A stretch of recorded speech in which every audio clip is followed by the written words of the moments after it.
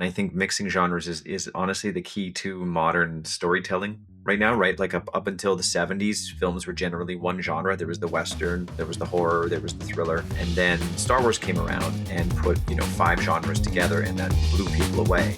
Hello and welcome to Off the Lot. The film industry is changing fast, and if you want to make movies, it's time to become your own gatekeeper. If you've got a vision and the drive to make it happen, this podcast is for you. We're your hosts, Ken Kabatoff and Anthony Epp, and every week we dive into the hustle, challenges, and strategies of independent filmmaking. We talk to directors, producers, and industry pros about what it really takes to get your film made on your own terms.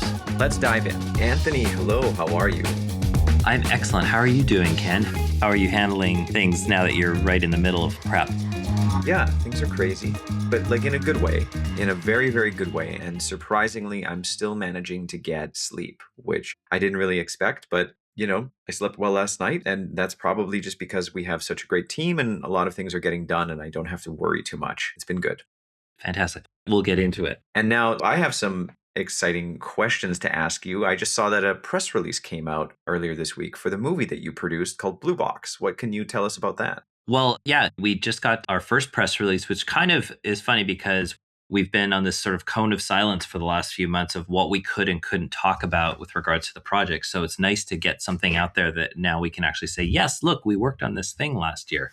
And so the announcement was made. They give a little bit of details on the plot and all that other fun stuff. So it's just basically stating which producers were involved, talking a little bit about the director, and then announcing the actors that were in it. So I can confidently say now that Blue Box has Gustavo Bassani, who's a South American actor who's been Emmy nominated. Also Luisana Lopalato, who is also quite well known in South America. She's kind of the face of L'Oreal Cosmetics down there from a modeling perspective. Oh, wow. Okay. Yeah, but she lives up here in Burnaby. So she's actually a local.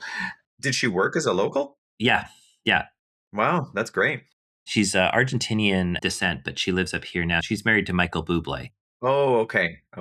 So she's up here, or I should say he's married to her. So they're both in it. I can tell you guys a little bit about, the story now. So it's a suspense drama that centers on a young, wealthy, solitary man who's been traumatized by a car accident. He meets Laura, who's Luisana's character, through a dating app. As the relationship grows, Laura draws Pablo out of his shell, and then an anonymous warning alerts Pablo that Laura might not be all that she seems. Okay. That's where we'll leave it. Great. Yeah, so it kind of explores a little bit of the nature of trauma, but also the nature of social relationships in this day and age with dating apps and all these other things. Yeah, and done as a psychological thriller, which is always fun. Done as a psychological thriller, yeah. And filmed all in British Columbia. Oh, fantastic. Okay, cool. Well, British Columbia for Argentina. British Columbia for Argentina, specifically Patagonia. So that's even better. Wow. Okay. Well, no, I'm stoked to see that. And then I hear you have more news to share about the Quiet Canadians. Yeah, so we've kind of transitioned a little bit away from working strictly on script development and all the kind of internals, and we've been having some investor conversations. So that's been kind of interesting, transitioning over and starting to pitch and sell the movie to investors. Just conversations right now, but laying through the plan and learning more from them as to kind of the things that are going to be important when we actually start bringing in more money to get to the fully financed green light stage. So interesting to hear back on what return of investments are interesting and exciting to potential investors, and also what other matters you're bringing to the table. Like, I guess you would call them sort of, the VIP perks that are involved in being an investor in a movie series. And so that's been really interesting. And it's been, they always say you need to have like 100 conversations with people before you get 5 that might actually be qualified, capable, and ready to make an investment. So that's kind of the aim right now, is we're trying to get as many of those conversations in the next couple of months so that we can start closing and start making things happen. Yeah. And I guess everybody's probably wondering right now, I mean, this is the number one question when it comes to investors, is how do you find them? Right? Are you going to investors that have primarily invested in movies before? Is this their first film? In this case, is it through connections, family, friends, rich friends, whatever it is? Like, how are you don't have to get into the super detailed description, but how are you finding some of these investors? Well, I think you have to have what we sort of euphemistically call a bit of a mixed farming approach, which is you need to have conversations with all those kinds of people. And because everyone lends credibility to each other. We have had some conversations with people who have invested in film before. And in an ideal way, we'd be able to get one or two of those people on board who have had positive experiences with investing in film, because they become testimonials for the potential value of a movie project as an investment vehicle to people who maybe are film financing curious, who are accredited, who have the financial capability of investing, but because this is a new investment source and vehicle for them, they don't have that comfort level yet because it is not something that they're used to doing. They could see the returns, they could see like what the potential is, but the idea of it actually all coalescing and working is something that oftentimes it's good to have someone who's been through that process before as almost like a lead investor to basically take other people through it, or to at least validate that the model can work, or that the idea can work, or that if things go right, this is where it can get to. So we're mixing and matching with regards to that. Definitely trying to expand our outreach beyond our immediate circle, because I think that there's an opportunity. I think, with your film, with my film, with other films that are out there, there's an opportunity to build, I think, a bit of a film investor class of people for whom this could be an interesting 5% of your investment portfolio idea, where you're investing in very exciting but also a little more hit and miss style filming, or films. Some have potential to make a lot of return, and some are you're going to be working to make a really good project, and then you're going to be trying to just figure out a way to break even. Now, obviously, with horror genre films and with a spy thriller and things like that, there's greater genre potential in those, which usually leads to better chance for return on investment. And then you're learning as you're going through this, like, how do you de-risk the project? How do you make the project less of a risky proposition so that it is more attractive? It is more of this isn't just a lottery ticket that we're buying and hoping, and if it doesn't work out, we're out everything. You've got some pieces in place that show a potential investor that their money isn't at risk the moment that they invest. That's right. Yeah.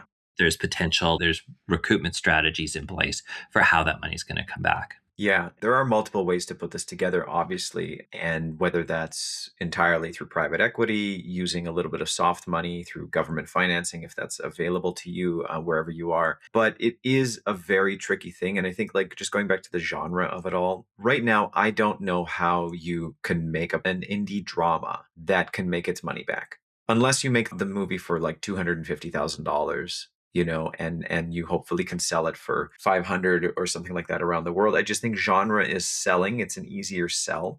But a drama right now, so many people are just like, I'm going to make a movie and I'm going to get into Sundance. And then that's going to be the beginning of my career. And like, look at how many movies get into Sundance and don't find distribution. That's not a plan, right? Yeah.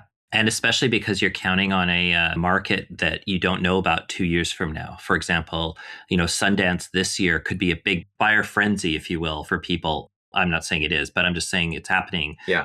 right now it's happening. And it could be a big buyer frenzy for films. But that's films that were finished a year ago. Yeah. And films that were conceived 2 or 3 years ago. And last year, it wasn't that great. And next year, it might not be that great. So you can't time your approach to whether or not Sundance is going to be Yeah. that buyer's market 2 years from now, because it may or may not be. Whereas, like you've said, with genre, you have to think to yourself, well, are these genres going to be sellable 2 to 3 to 4 years from now? And I think that that's where, if you really want to hedge the project, you kind of have to put it there. Now, does that mean you can't have your drama? No. What it means is, I think you have to sit there and go, if I haven't started writing my drama yet, if I haven't started that project yet, could I take what I'm trying to do with the drama and put it into an environment? Like, there are great love stories in horror films. Well, yeah, I mean, mixing genres is a way to get around that. And I think mixing genres is honestly the key to modern storytelling right now, right? Like up until the 70s, films were generally one genre. There was the Western, there was the horror, there was the thriller. And then Star Wars came around and put, 5 genres together, and that blew people away. And then Yep. we've evolved since then. And I shouldn't say that you can't sell a drama. It's just that right now they are very tough sells. To do it entirely through private equity and to mitigate your risk, right? Like Telefilm and other government organizations are funding dramas that you will hopefully find a distributor, but I just don't know what the reach is of a film like that. I will say at the same time, Nat Volt, who's a local actress, director, writer, she has a film coming out very soon called Holy Days, and that is a co-production between Canada and New Zealand, and through Telefilm Creative BC, but also the New Zealand government fund. They had a bunch of money. It's an amazing cast: Jackie Weaver, Judy Davis, Miriam Margolis, and it looks like a great film. And it's just a very heartwarming road trip drama comedy with some nuns. And that's so great that a film like that could find distribution and get a theatrical release. So, it can happen. It's just very difficult. And again, just because it worked for somebody doesn't mean it's going to work for you, and vice versa. So you really have to just look at your film and look at the pieces that you have in front of you and just say, okay, how can we make this work?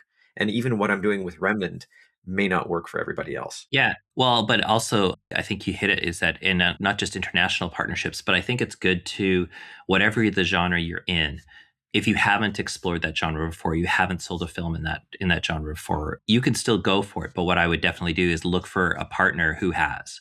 Yeah.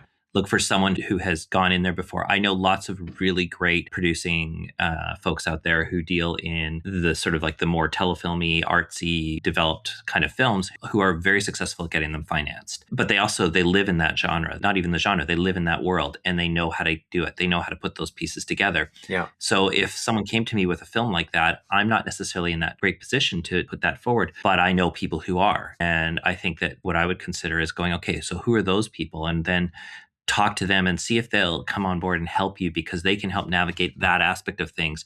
If your passion is to make this type of film, especially a film that has a historical reference for yourself or some kind of meaning for yourself, and you really want to do it, there are lots of people out there who have the chops and the experience to pull those kind of films over the finish line. And as we've always said, it comes down to, if you've got a compelling, good story that stands out on its own, that you'll find someone out there who can help you do it, no matter what the genre it is, no matter what the content is. Yeah, that's a great piece of advice. And ultimately, you're right. Like, it just comes down to, they already have the relationships to sell a movie like that. So go to them, because they're going to know people that the genre sellers, the horror sellers, don't know specifically, or don't have that strong of a relationship with.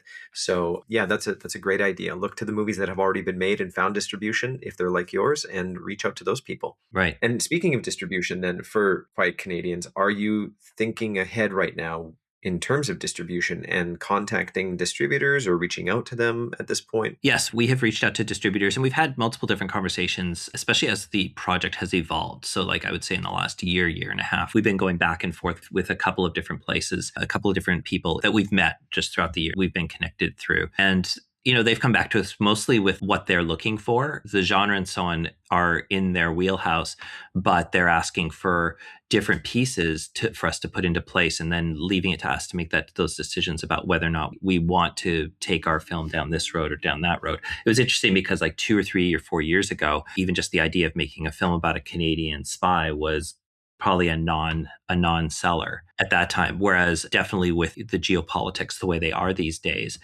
it's become a more substantive and a more, for lack of a better way of saying it, just a more sexy idea. Yeah. Like, it's definitely brought some people to the table who were not at the table 3 years ago. And I think that's timing the market. We're in an age right now where having international spies, I mean, with the James Bond series obviously exists, but it's got its own genre, and we haven't seen that spy genre necessarily in Canada or in a lot of countries. I'm sure that the interesting thing is, I'm sure there could be, I know India has a huge spy genre field, if you will. And so I think other countries having their own sort of spy thrillers, genres, I think is going to be an interesting approach in the future. Like, not just relying on Americans being the heroes, or even just the British being the heroes, because the British, there've been MI6 and MI5 and British Secret Service movies and TV series all over the place.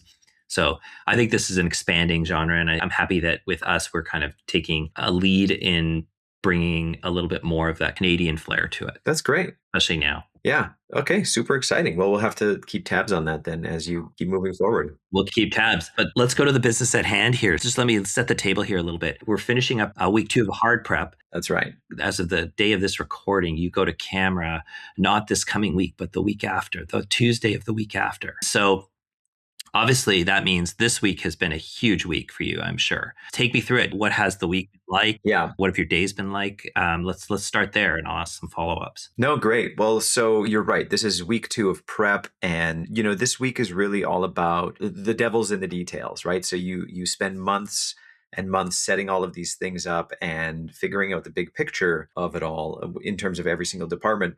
But this was the week that really a lot of things came into focus. And so we had to have very specific meetings. And, starting on Monday, we had what we called the Novoca meeting. Now, the Novoca is this special device that is in the film. It's special to our film and specific to that. This ancient sort of device that I won't get into the spoilery details of it just yet, but we had to have this designed, fabricated, and it was finished just over a week ago, and it's really cool. This is such a cool prop, and huge shout out to Brand FX who built this for us over the last 4 or 5 weeks. It was just really, really great. Specifically, though, we had to have a meeting with our props department about aging some of the pieces down just a little bit more and making sure that these ones are more distinct than the other ones. And so that's always a fun meeting. And in general, I love props meetings because it's just you get to handle a bunch of things and talk about cool stuff. And then when it comes to a horror movie, there's just interesting things to talk about. So we had that followed by a set deck meeting. And so our set decorator was, he officially started, and this guy is incredible, Josh Pla, huge resume, just so talented. And we just went through all of our locations, our key sets, and just talking about the look and the design of it. And this was based on boards that our production designer, Cheryl Marion, put together. And so she designed the basic concept of this house and what it's going to look like. And then Josh's job, our set decorator, is to fill it with everything that Cheryl needs. And, this house, like I mentioned before, is an empty house. It's a blank canvas. We have to paint the entire interior of this house. And that's a whole other thing. Like the painters, it's going to take a while to do that, but it's going to be totally worth it. So we had our set deck meeting followed by a special effects meeting. Can I interrupt for a quick second and ask a question? Maybe something that might be interesting is, so you have a set decorator, you have a props department. I mean, we know, but like, what's the difference between set deck and prop in terms of a film production set? And also, like, how does that hierarchy work? Because it seems like that whole area has a lot of different sub departments to it. Yeah, well, that's a great question because it always comes up with like every movie or TV show, right? Is this a set deck thing or is this a props thing? And the basic rule of thumb is if an actor holds it or interacts with it, it's a prop. But if it's on the set and lives on the set, generally that's a set decorator's purview. But for example, we have a scene in Remnant where a character grabs something from like on a store counter. So all of a sudden, set deck has to populate that area with set dressing. But the element that the thing that the actor grabs is a prop. So they have to work together in that regard and then figure out, who's going to buy what and which budget line it comes out of. Yeah, who gets charged? And same thing with like hair, makeup, and wardrobe, right? Sometimes wardrobe will take care of necklaces or bracelets, but sometimes props will. It just really depends on the importance of it and who's wearing it. And maybe if it's background, that might be a wardrobe thing. It just really kind of depends on the show. Yeah. So, like, as a really simple example, is you could be in a liquor store, for example, and an actor is supposed to grab a bottle and start drinking from it for whatever reason. Now, that bottle might be on a shelf that has 20 other bottles that are exactly the same as that bottle, but that's the bottle that they grab and drink from. And if you were building that as a set deck, the set deck would be responsible for the 19 other bottles, which probably don't have anything in them or anything drinkable in them. They're just there. That's right. And then there's one bottle that actually has the quote unquote drink that the actor's going to drink from. That's right. Yeah. And then, depending on what the story is, if that bottle has to smash, that bottle would be made of candy glass rather than, actual glass. And so it's more of a breakaway glass. And yeah, so that's why I love these meetings and kind of figuring out the nuance of how all of this is coming together. And then speaking of candy glass, we also then had our special effects meeting. And that's a lot of fun as well because so this is the department, to clarify between special effects and visual effects. A special effect is a physical effect of some kind that's going to happen on set, where a visual effect is done in the computer after the fact in post-production. So in our movie, special effects include atmosphere, like having a bit of a haze in the room, and that really helps for lighting and tone, fog in our outdoor locations. And again, we're a horror movie, right? We need to have some like fog around the house on the property. And so special effects is rigging massive tubes with big fans to blow it around and make it look, you know, pretty fantastic and spooky. And they're going to be doing some blood effects for us and working specifically with the makeup effects department to do some really cool, scary blood gags. Oh, we have a big fire element, actually multiple fire elements. So again, like very dangerous if you don't have a proper like certified team doing this. But Mark Blacklock, our special effects supervisor, his team did the Apple TV show Smoke, which Mm. is all about an arsonist. And so there's a lot of fire there, and we're in good hands. And yeah, so we have flame bars, we have burning books, we have people on fire. Literally, we're lighting somebody on fire. We're doing all sorts of stuff. So that's the special effects meeting. And that one was a lot of fun too. Yeah. And actually I have to say I managed to save the production a little bit of money by cutting some special effects elements that day. So that felt good. Yeah, so that's another thing is that it's some of these meetings are about going through the logistics of things, but also some of these things are about simplifying as well. Like, do we need to do this? Do we need to do that? Is there a way to hide so we don't have to do this 4 times as opposed to, or we don't have to do it as big and wide as maybe you might have thought, but maybe there's like one shot where it needs to happen a certain way. And so we just focus on that shot with like fire or with anything that's going to. This is the thing. Every single time you make a request as a director or make a decision, right, you have to understand that it's a creative decision, but it's also a financial decision. And some people just don't understand that. Like, here's an example. In our house, it's a heritage home, it's been around for 120 years. We cannot get blood on these floors. All right. Like it's kind of like it's priceless. And no matter what you do with special effects blood, there's always a risk of the floors being stained. And this is really the difference between like an indie and a big budget Hollywood film. A big budget Hollywood film may just build the house on a soundstage and then you could do whatever you want to it. But we can't do that. So we have to shoot on location. Okay, a mid-tier film might be able to shoot on location and say, all right, well, we can't damage the floors, but we can build a section of floor that looks exactly the same, and we can put that over top, and then we can damage that wood. We still can't do that. I can't build a large piece of hardwood flooring to put blood on. So my only solution there is to do visual effects blood, right? And so then you have to get into picking your shots very specifically. Where's the blood going to be? We have to track that. We have to put a marker down. And how many times are we going to see that visual effects blood? Is a character interacting with it? All of a sudden, that started blowing up the visual effects side of the budget instead of the special effects budget or the art department budget or construction budget. And so you're balancing all these different departments and trying to figure out how do I achieve my vision. And that's sort of the separation is the low budget indie world is we can't do anything practically with the blood on the floor. So we'll have a few shots with VFX blood that isn't too complicated. The mid tier is let's just build a floor and then we can put blood on and do it practically. And then the top tier is let's just build the whole house and every wall is wildable. We can put the camera anywhere we want. The lighting could be on a grid. It's connected to a switchboard. It is a full studio setup and it's going to look amazing. And we could burn the whole thing down at the end if we want to, you know? So yeah. Remnant 3 will be hopefully the studio house version. You're trying to fit really good ideas and grand ideas and sort of especially because again it's a horror film, so the blood, it is going to be an important aspect because that's what the audience is also expecting to see. So you have to make that decision, what's the best way to achieve and to show the audience, but do so with a heritage home. A heritage home, you can these are beautiful homes. They give you the character. The reason you're choosing the house is because it has its own character to it and design elements that are unique to it because that you're not going to find anywhere else. And old paneling and staircases and all those other fun things that and even the floors, the floors are part of the selling feature. But the flip side is you have to leave it. You can't just sit there and go, well, if we damage it, we'll repair it, because the repair cost is actually Yeah. quite prohibitive.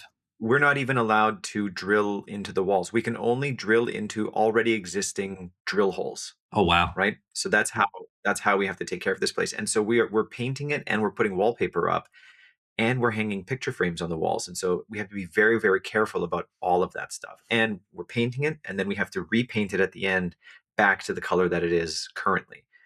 So Right. It's a thing, but we're staying in this house for, 14 out of 18 days of our production. And so it's our key location. So it's worth putting in a lot of time and effort and money into making this as good as it can be for the horror film. But you touched on something, you just mentioned staircase.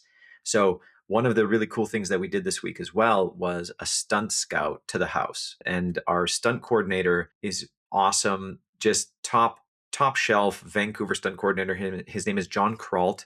One of his last movies was Tron Ares as a stunt coordinator. So, he's gone from $200 million film to a sub $2 million Canadian film. And John is just like, he has so many cool ideas. He just loves doing the work, and he's been having a great time with us. And I'm just so lucky to have him. But we went to the house to talk about some of these stunt sequences. And we're doing this really cool stair fall sequence where we're throwing somebody over a banister. And look, there's just really no way to do it. Like, you can't fake gravity. We're just going to throw somebody down some stairs, and they're trained to do this, but it's just so fun having these conversations. And then it's just little tips and little tricks that you get into, right? Like, they can build padding that is painted to look like a hardwood floor, and they put the padding on the stairs, and so you just can't tell the difference between real wood staircase or the mats that have the paint on them.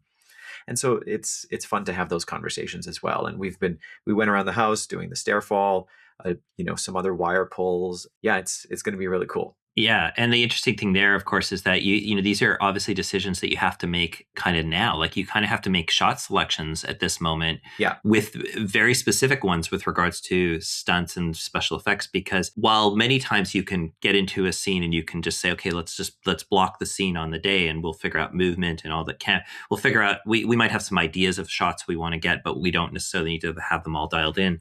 But for this type of stuff, you almost have to have made your decisions ahead of time. 100%. Yeah, Not a lot of room for error.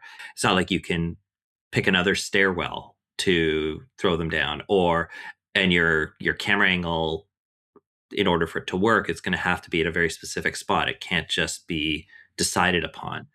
that's right. And if I change my angle to go from, say, perhaps a low angle where we can frame the larger mats, we can frame those out. But if I switch to a high angle looking down at the stairs, there's really no way to hide the mats at that point. And so if for some Right. reason you're going to see the different type of mats, not the ones that are painted like wood, but the larger mats, because if it's a greater fall, they need a larger mat. But all of a sudden, if we see that, that becomes a visual effect, because you can have the stunt person go over the railing and fall into mats. But then if you see the mats, you have to shoot a plate, and then you have to paint the mats out so that the person hits the stairs. And so now it goes from a stunt and a visual effect, where if I just change up my angle, maybe I can just get away with just a stunt. So all of these things have to be factored in, and yeah, decided on in advance, because budgets have to come in, and VFX needs to know if they're budgeting for a matte paint out or not, right? And Right. stunts Right. needs to know, are they budgeting for a certain type of rig to be brought in? How many guys are they bringing in to rig this stunt up? And everything has a dollar sign attributed to it. And one of the things, and I know you did this week, is one of the most important meetings you probably have had is a tech survey. That's right. Yeah, And that happened this week, correct? that was on Thursday. Yeah. Yeah, and one of the reasons you're doing that, you do one of these things, is to but have these discussions on site and actually walk through them. Yeah, and so for anybody unsure what a tech survey is, basically it's a day-long scout to each of your locations that you're going to be filming at, and it's more of a technical based scout. So all of your department heads are there, maybe a few other key members of the departments, and this is where I, as a director, just very quickly, very briefly run everyone through what's happening at this location, scene by scene. And then we get into the technical side of it. So art department is double checking their measurements, getting floor plans. The lighting department is looking at where the generators can go, where the lights can go, where the rigging can go. Same thing with grips. Stunts is looking at pick points where they can put wires up. Every department has their job at this location. They're figuring it all out. And then once we're done there, we go to the next location and do it all over again. On a TV show, it depends. This would last, a full day, maybe a day and a half. On a larger feature film, this could be a couple days, depending on how many locations you have. We managed to squeeze all of our locations into one day, thankfully. But we went to one, two, three, four locations that day. So it was a bunch of driving around outside of the zone, out in Abbotsford and Langley. But yeah, it was a really productive day. And what I really liked about our tech survey was that we did it well in advance of production to still give people time to visit the locations, and everybody still has another week and a half to adjust their plans, make their budgets, ask any questions that they have. But now everyone's seen the locations, everybody's familiar with them. So there shouldn't really be any surprises when we show up on the day. It's a bit of a change, I think, from the way we used to do things, where we would try to run the tech survey like 2 or 3 days before we go to camera. Like it's almost like we do a tech survey, then we do a production. We do a tech survey one day, then we do a production meeting the next day, and then we do load in the day after that. And it definitely makes a ton more sense to do it a week and a half, 2 weeks before, if you can, if you have your team on board and you can grab all the look and you have the locations. Half the decisions and half the budget come from actually physically seeing what you're dealing with and not just guessing. And it could be to your benefit, because you could realize you might not need certain things that you thought you did and that you were budgeting for, or vice versa. You realize you need more things. You realize, oh, we can't park the trucks here, so we're going to have to run a separate unit because we need to put our circus farther away than we anticipated, or something like that. Like you realize, oh, we're going to need more resources than we initially anticipated. Yeah, this is the day where all of those things really come to light. And then eventually you're going to have a logistics meeting to talk about all of those issues as well if they're not resolved on the day. But yeah, the tech survey is invaluable for a movie. If you can do it, a week, 2 weeks in advance, that's great. In TV, it's basically impossible because TV prep is so limited to begin with. Yeah. If you're shooting a block of television, you only have 16 days of prep if you're lucky. So usually the tech survey is going to be, 2 to 3 days before production starts for that episode. But if you have everything set for a movie as far as your locations go, try to do it in advance. That'll help everybody out. Yeah. That was a lot of the week. And then Friday yesterday was sort of a catch-all day. I went to our post facility that's going to be handling all of our quality control, online, coloring, all of that. I dropped off some camera test footage because on Monday, my DP and I are going to be creating the show LUT that's going to be used on set. And so a LUT is the lookup table, which is basically the color correction template for our movie.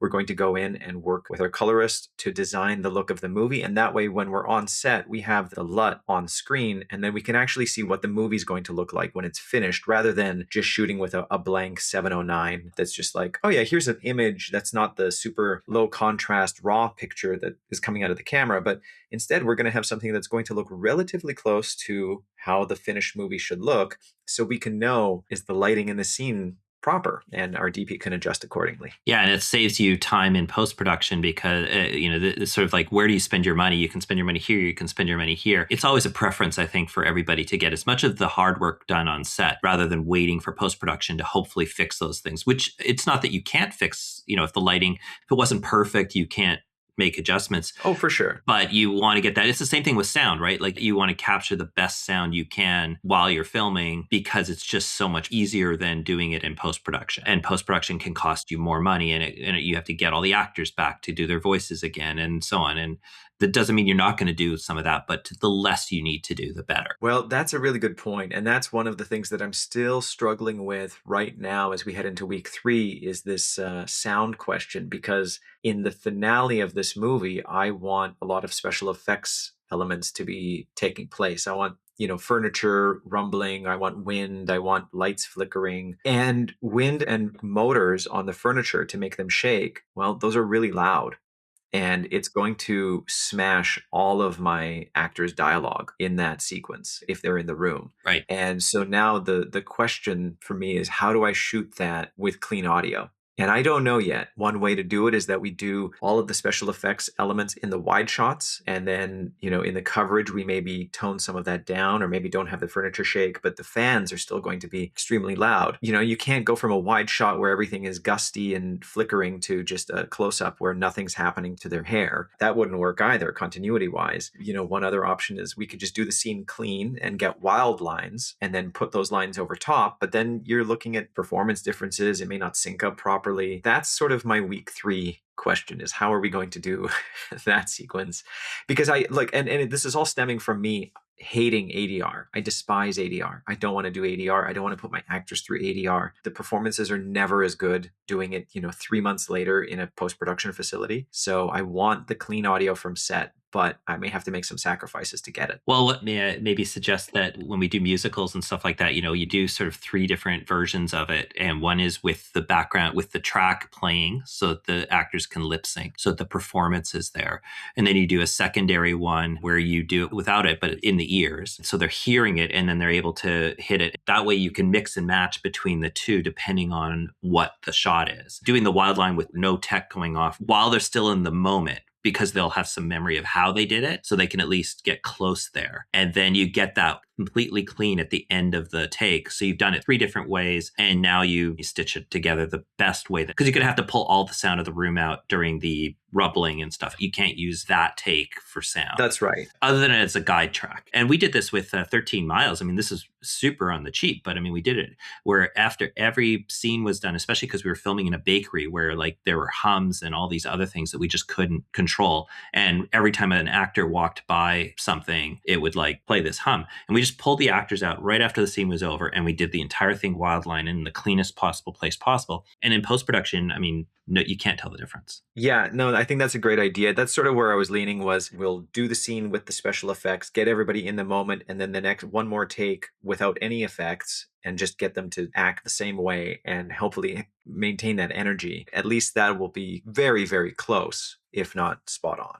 And then if you have to do the ADR after, you're much closer. You're fixing a couple of lines here and there. Yeah, rather than the whole scene. Yeah. Well, I know, is there anything else? And then I have one final question for you. What did you learn this week that you didn't know last week? What needs to still get figured out before you go to camera? I knew you were going to ask this, so I thought about it a little bit. One thing that I realized this week, and I've heard other producers and directors say this, is that making a decision fast is important. Making a decision, period, is important as a director because time is money. But sometimes it is okay to just say, I don't know. I don't know yet. And let's talk about this in a day or two. If we have a little bit of time, let me think about it.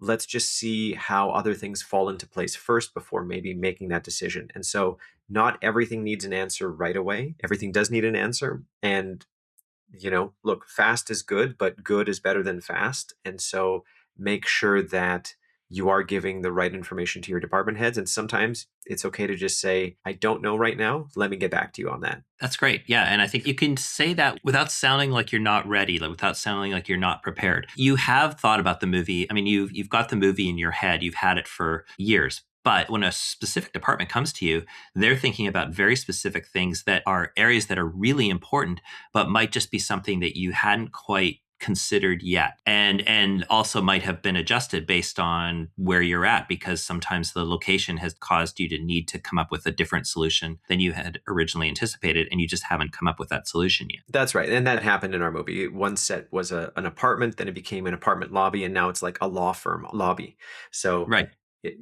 I don't know exactly the specifics of a law firm lobby compared to the apartment set that I had in my head. But, give me a few hours, give me a day, and I'll get back to you with a proper answer that's going to be the right answer, that's not going to change later. So every day, right, you're faced with 1,000 questions, and hopefully you can answer 995 of them. And then the other 5 you'll get tomorrow. Well, and eventually the clock runs out and you have to have a decision. So not everything requires an answer in the immediate moment. It's okay to take a step back and think about it for however much time you have, but also however long you feel you need in order to make a decision. It doesn't necessarily mean that your answer is the right answer, but your answer is the definitive answer.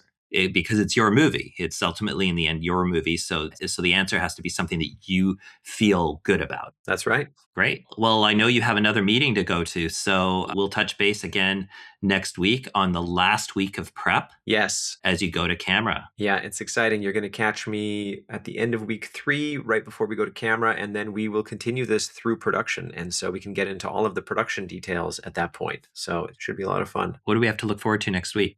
Actually, next week is going to just be a lot of granular director DP prep, and just really getting into the nuts and bolts of the scene, doing a tone meeting to just scene by scene page turn of like, what is happening? What's the theme? What are the motivations? What does it look like? All of these things have already been figured out but we're going to go even deeper and more specific. And then also looking at the one-line schedule and the timings for each scene for that day versus the shot list. Can we achieve this scene in 3 hours? Like we have to. And so that's what next week is going to be about. And then also the exciting thing is on Monday, we get possession of the house. And so painting is going to start. All of the production design elements are going to start at the house. And so we'll be visiting the location quite a bit and doing a walkthrough. So I'll get into all the specifics of that when we talk again. Fantastic. Have a great weekend.